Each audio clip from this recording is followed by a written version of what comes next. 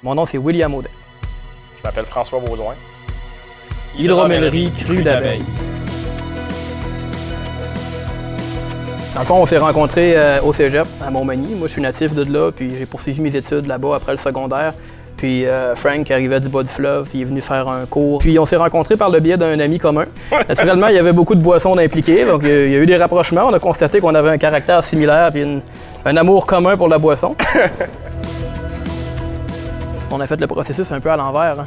La loi est faite en sorte que souvent, c'est des apiculteurs qui, comme je disais tout à l'heure, vont rajouter une production d'hydromel pour étoffer leur portfolio, si on veut, pour avoir une gamme de produits plus variée. Nous, c'est l'inverse. On voulait principalement faire de l'hydromel, puis le miel était secondaire, parce que ça le prenait pour faire ça. Mais on n'est pas des apiculteurs qui sont devenus brasseurs, on est des brasseurs qui sont devenus apiculteurs par la force des choses pour produire notre miel afin de faire notre propre produit. Puis, pour pouvoir faire ça, on a suivi un cours ensemble, la formation continue du Cégep Lévis-Lauzon en apiculture. On avait fait goûter, en fait, notre produit à Phil Magnan, qui est chroniqueur bière. Je l'avais invité un après-midi, justement, à goûter les produits.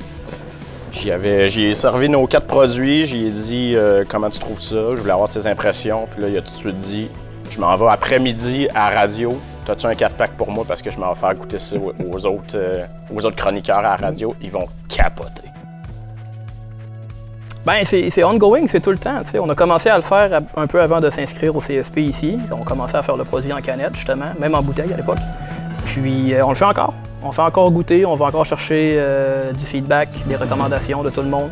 Fait que c'est un processus qui finit jamais réellement. On le fait depuis le début, puis on va le faire sûrement jusqu'à la toute fin.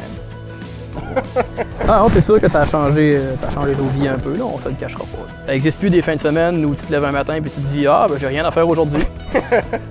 Ça arrive plus. En fait, je pousserais l'idée plus loin, c'est plus comme avoir un enfant. On a conçu cet enfant-là ensemble, il faut qu'on s'en occupe, on n'a pas le luxe de pouvoir le négliger parce qu'on a trop investi là-dedans. Fait que forcément, ça a changé un peu notre style de vie, notre perception de bien des choses.